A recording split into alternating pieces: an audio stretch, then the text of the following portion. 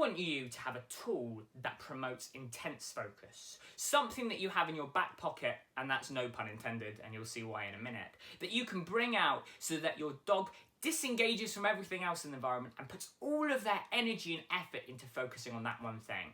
This is a really vital skill to start teaching as early as possible, and you'll be surprised at the results.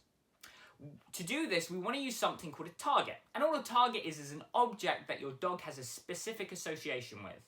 For example, if you've ever taught your dog to go to their bed on cue, that's a target. Their bed is the target, and the cue means go and target that specific object.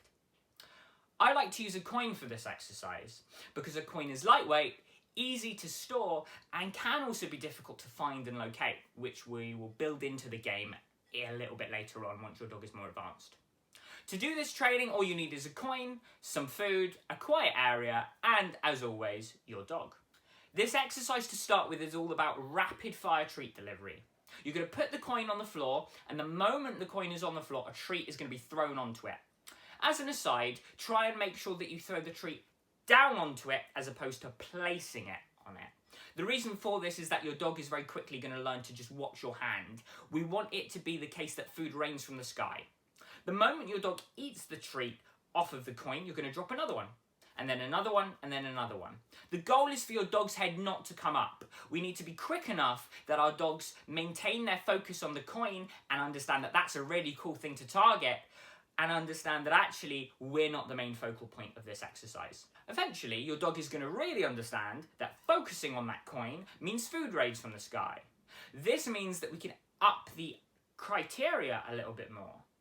All we're going to do is repeat that exercise, dropping food on, and when your dog eats one piece, drop another bit. Then we're going to delay the food ever so slightly by about a second. We want your dog to stay focused on the coin. If they do, we drop another bit of food. If they don't and they look up, we wait. When they look back down at the coin, we drop another bit of food. So they understand that targeting the coin is what's getting them the rewards. Over time, you can increase the distance between the treats. So you'd start with half a second, then 1 second, and then 2 seconds. What you're looking for is your dog to do something called a freeze, which is where they hover their nose over the coin. If your dog is successfully doing this, then you can move on to the next steps of a future exercise. Don't panic if your dog goes into a down either.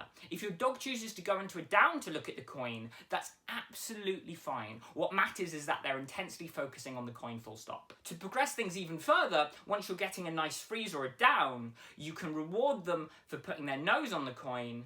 As they go and eat that treat, you can then pick up the coin and move it slightly off to the side. Your dog's going to realise the coin isn't there and start using their nose to seek it out, which we will build into a future exercise. The benefits of this is that having something your dog will intensely focus on and enjoy will dull everything else in the environment. As you can see in this video, Havana stays focused on her coin even when a group of teenagers are walking past. The focus is purely on that and everything else is irrelevant. If you don't have something like that for your dog, now's the time to start training it. So let's get training.